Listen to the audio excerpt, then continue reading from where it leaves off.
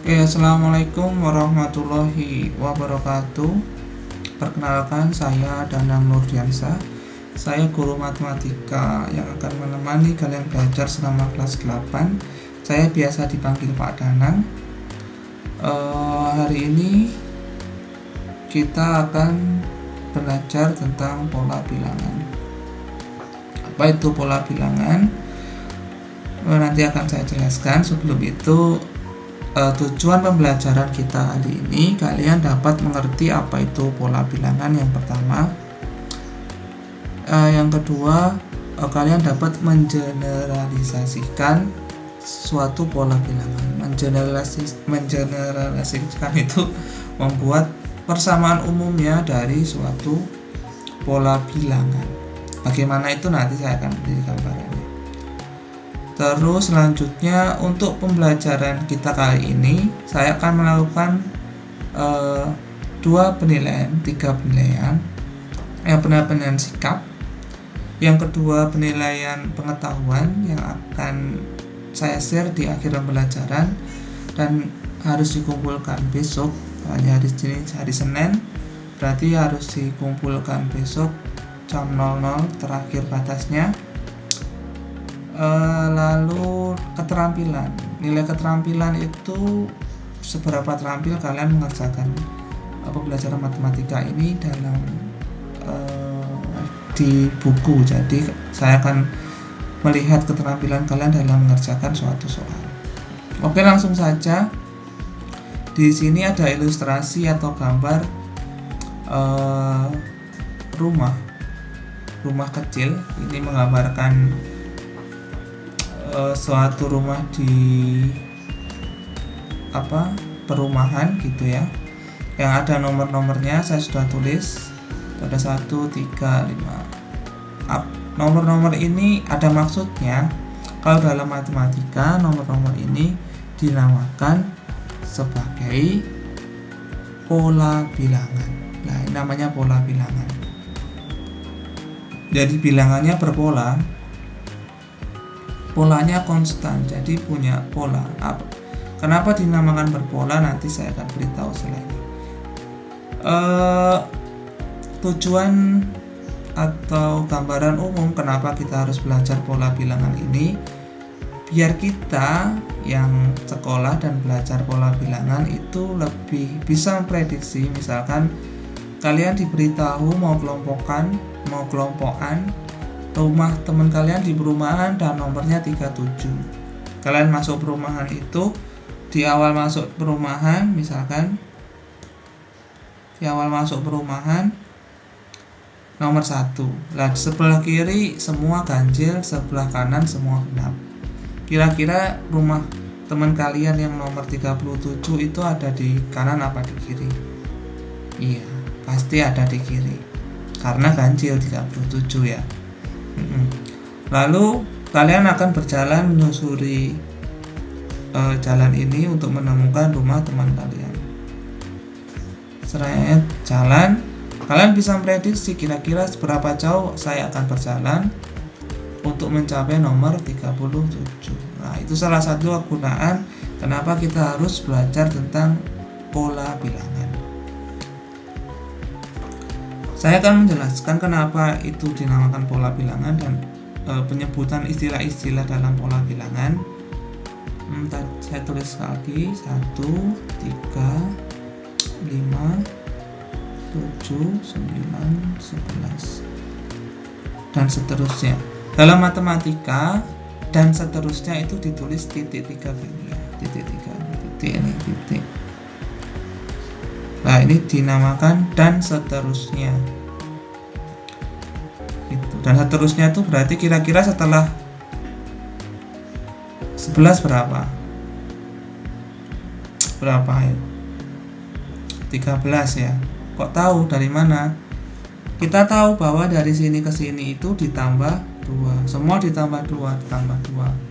Nah, itu namanya pola bilangan. Jadi bilangannya berpola, bukan bilangannya acak. Misalkan 1, 3, 7, 10 misalkan, atau 12 tiba-tiba.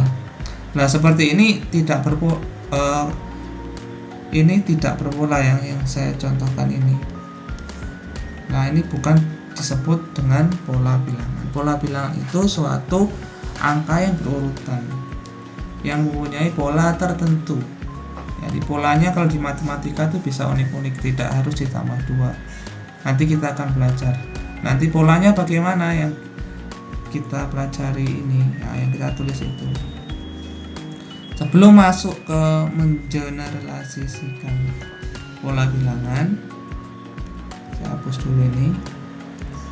Yang di dalam pola bilangan, angka pertama atau yang paling kiri itu disebut suku pertama. Ini disebut suku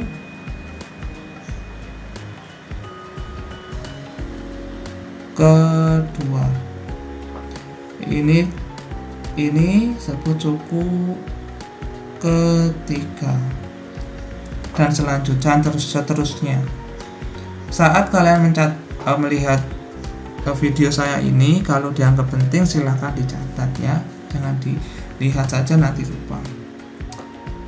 Ini suku keempat, suku kelima, suku keenam, dan seterusnya. Kita bisa memprediksi bahwa suku selanjutnya atau suku ke-6 itu adalah 13 ya. Oke. Bagaimana mengeneralisasikannya?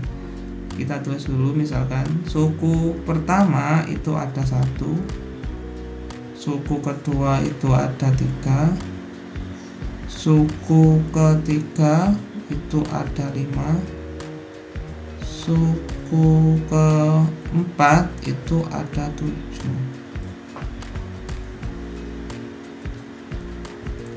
Kira-kira nih bagaimana nih?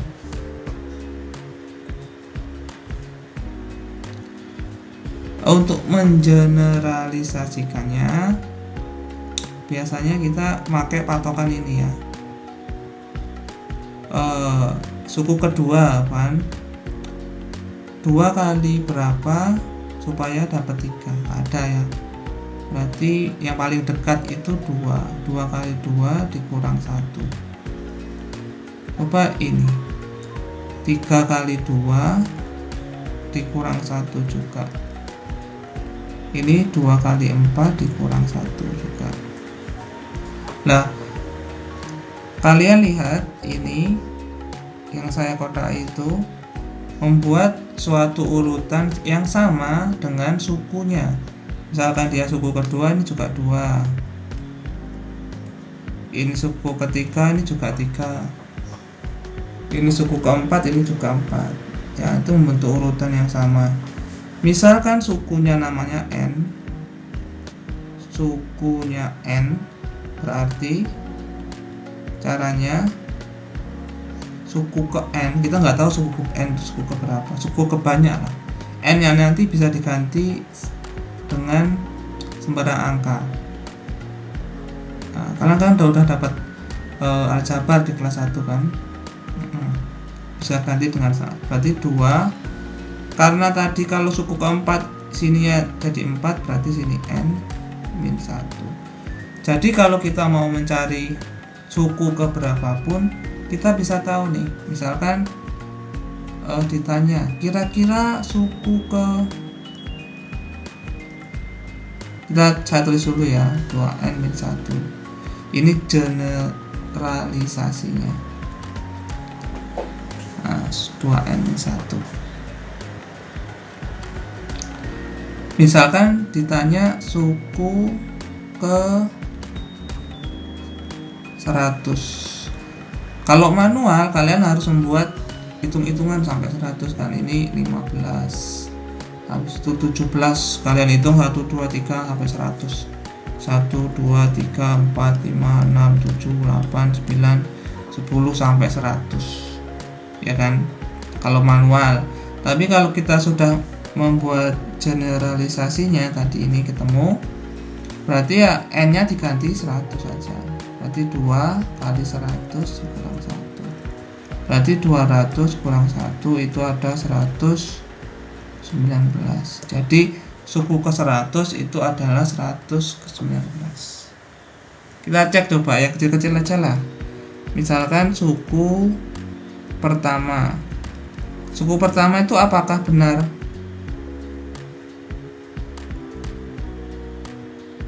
1 gitu ya. Berarti 2 kali 1, karena ini n yang dikali 1 kurang 1. 2 kali 1, 2 kurang 1. Betul ya. Jadi suku pertamanya itu adalah 1.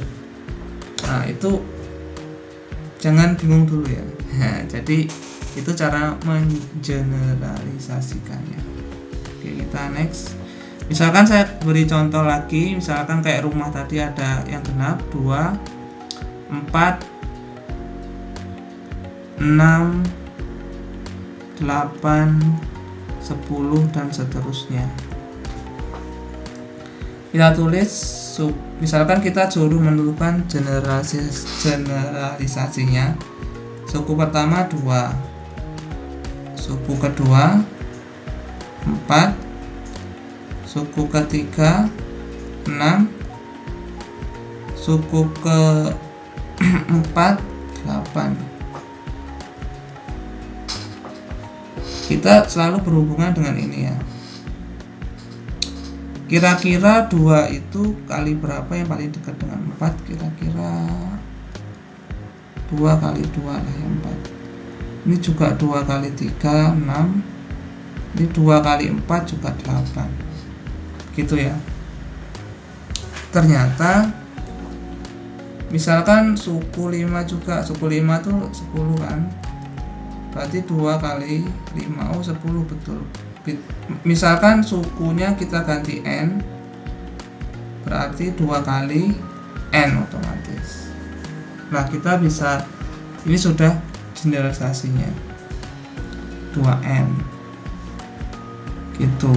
Misalkan ditanya suku ke 1000, kita tahu berarti suku ke 1000 itu 2 kali 1000, berarti 2000. Tuh. Kalau masih bingung silahkan ditanyakan, gak apa-apa. Silahkan ditanyakan lewat presensi, karena kan harus presensi dengan pertanyaan atau membuat kesimpulan. Oke, kita next dulu ya. Kalau ada pertanyaan silahkan tanyakan. Itu mengeneralisasikannya. Ini ada beberapa variasi soal.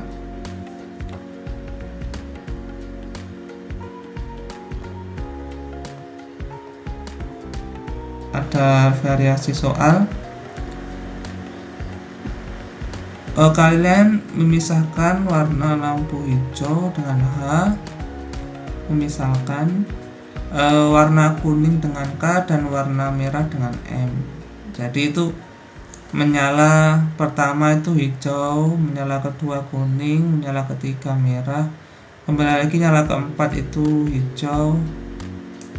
Kalau kita tulis berarti warna hijau, kita tulis warna hijau itu menyala di nomor 1, 4 menyala ke ya, 10, 13 dan seterusnya. Kalau warna kuning menyala di 2, 5, 8, 11, 14.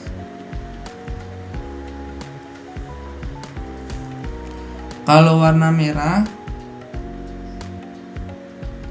menyala ke 3, 9, 12, 15 dan seterusnya.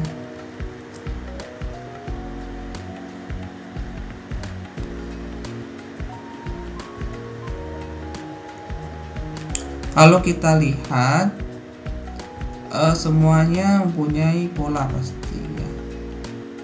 Kita lihat misalkan warna hijau itu akan menyala lagi. Ini kurang ya,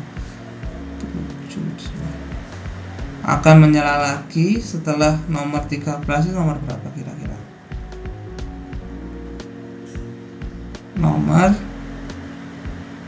tambah 3 itu ya, 16. Jadi begitu. Jadi kita bisa mengkira-kira kalau disuruh mengeneralisasikannya, misalkan warna hijau. Suku pertama 1, suku kedua 4. Kalau kita mengeneralisasikannya, kita lihat kalau polanya ini, misalkan lihat ini kesini tambah 3 tambah 3 terus, biasanya pengalinya itu kita buat 3 di sini dikali dengan di sini 2. Tapi ini nggak pasti ya, kita cari-cari sendiri ya. Ini kan 2 kali 3 itu 6, supaya jadi 4 dikurangi berapa? Dikurangi 2. Nah, coba kita terapkan ke suku 3. Kalau kalian masih bingung dengan cara ini, yang penting kalian bisa menebak beberapa angka di belakang sini itu sudah cukup. Sini 7, nanti sini 3 kali 3, karena sini pasti ikut sama, ini 2 kurang 2, 3 kali 3 9 kurang 2 7, benar ya. Kalau kita sampai suku n berarti 3 kali n min 2. Ini generalisasi.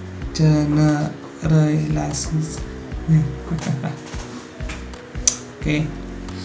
Kalau kalian masih bingung sekali nggak apa-apa, dilihat saja, nanti soalnya tidak serumit ini. Oke. Itu penjelasan dari saya. Kalau kalian masih bingung, silahkan dilihat di silakan tanya Japri kepada saya, apa-apa, atau di grup boleh, biar teman-temannya tahu pertanyaannya apa, siapa tahu bisa dijawab. Atau kalian kalau mau menjawab pertanyaan teman kalian di grup juga boleh. Oh iya, kalau bertanya di grup saja ya, nanti pertanyaan kalian sekaligus adalah absensi buat kalian. Begitu, ada kurang lebihnya saya mohon maaf untuk pertemuan kali ini. Selalu jaga kesehatan, jangan lupa sholat tepat waktu. Ada kurang lebihnya saya mohon maaf. Assalamualaikum warahmatullahi wabarakatuh.